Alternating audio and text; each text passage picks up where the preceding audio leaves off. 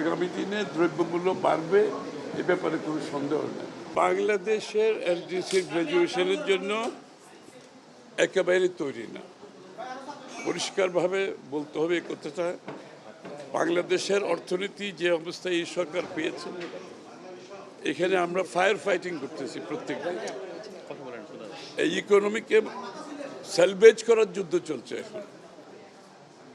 যেখানে একটা ইকোনমিকে স্যালভেজ করার চেষ্টা করছে, এতে গ্র্যাজুয়েশন প্রশ্ন তো আসছে না। ইকোনমির সব মানদণ্ড নিম্নগামী আমরা যখন দায়িত্ব নিয়েছি, তো সুতরাং সেখানে তো গ্র্যাজুয়েশনের প্রশ্ন আসছে না। তার উপরে হচ্ছে বাংলাদেশের এখন মধ্যপ্রাচ্যে যে যুদ্ধ চলছে, এটার ইম্প্যাক্ট অনেক বড়, এবং এটা বাংলাদেশের তহবিল, সরকারি তহবিলকে এটা থেকে রক্তক্ষরণ হচ্ছে, এক কথায় বলতে গেলে রক্তক্ষরণ হচ্ছে। এগুলো আমরা ফায়ার ফাইটিং করতেছি প্রত্যেক দিন। তারপরে বাংলাদেশের আপনার যে দায় দেনা হয়েছে, এটা ম্যানেজমেন্ট একটা বড় ধরনের একটা সমস্যা হয়ে দাঁড়িয়েছে। কারণ আমরা আগামী দিনে যে ফাইন্যান্সিংগুলো করব, এখানে কস্ট অফ ফাইন্যান্সিং আমাদেরকে চিন্তা করতে হচ্ছে, এবং সব কিছু মিলিয়ে আমাদেরকে যে ক্যাপাসিটি বিল্ডিংয়ের মাধ্যমে যেখানে আমরা যেতে পারবো রেডিনেসে, সেটা বিএনপির ম্যানিফেস্টোতে সব বলা আছে। এইগুলো যদি বিএনপির ম্যানিফেস্টো আমরা যদি সময় মতো, যেটা আমরা ইনশাআল্লাহ আমরা ইমপ্লিমেন্টেশন করছি, এগুলো সম্পাদন করলে যে ক্যাপাসিটি বিল্ডিংয়ের যে কথাটা আছে সেটা হয়ে যাবে। তখনই আমরা রেডি হব, তখনই গ্র্যাজুয়েশনের দিকে যাব। এই মুহূর্তে গ্র্যাজুয়েশনের দিকে যাওয়ার কোনো সুযোগ নেই। স্যার, টাইম ফ্রেম তো আমরা টাইম ফ্রেমের কথা বলছি, কিন্তু কোনো ডেট কি আমরা বলেছি যে না, এটা তো আমরা যেহেতু এক্সটেনশন চাচ্ছি, সুতরাং এক্সটেনশন যখন হবে ওই 3 বছরের মধ্যে আমাদের রেডিনেস যে বিষয়গুলো আছে, এগুলো বিএনপির ম্যানিফেস্টোতে সব বলা আছে।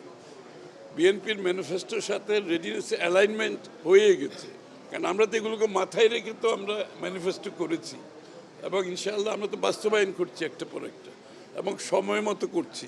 সুতরাং আমরা মনে করি এগুলো সমাপ্ত করতে পারলে আমরা রেডি হব, তখন আমরা গ্র্যাজুয়েশন। আমরা চাইলেই কি পেছাতে পারি না, এটা তো কাজ চলছে। এটা এখন বর্তমানে যে রেপোর্টিয়ারের রিপোর্টটা যাবে, তারপরে একুশকে যাবে, এটা পরে জেনারেল অ্যাসেম্বলিতে যাবে। তো বাংলাদেশের কেস তো খুবই স্ট্রং, যেগুলো আমি বললাম। এই পরিপ্রেক্ষিতে গ্র্যাজুয়েশনের কোনো সুযোগ নেই। আসলে জ্বালানি সংকটের জায়গাটায় দীর্ঘদিনের প্রভাব পড়তে পারে, সেক্ষেত্রে আপনার কথা। জ্বালানি সংকট তো অতিরিক্ত সংকট। এই যে সমস্যার কথাগুলো আমি বললাম, এর উপরে মরার উপর খারার গা বলে না, এটা এখন জ্বালানি সংকটের মাধ্যমে হয়েছে। শুধু জ্বালানি সংকটটা না, সমস্ত কমোডিটি, খাদ্যদ্রব্য, পণ্য সব কিছু প্রভাব পড়বে। টোটাল সাপ্লাই চেইন ক্ষতিগ্রস্ত হচ্ছে, এবং সব কিছুতে আগামী দিনে দ্রব্যমূল্য বাড়বে এ ব্যাপারে কোনো সন্দেহ নেই। কারণ সাপ্লাই চেইন যখন ডিসরাপ্টেড হবে, এটা কোনো দেশের আভ্যন্তরীণ বিষয় না, এটা গ্লোবাল বিষয়। আমেরিকাতে তেলের দাম দ্বিগুণ হয়ে গেছে, শ্রীলঙ্কাতে 25% বাড়িয়েছে, আমরা কিন্তু এখনো বাড়াই নাই। কিন্তু এই বিষয়গুলো তো না বাড়িয়ে কতক্ষণ আপনি থাকতে হবে।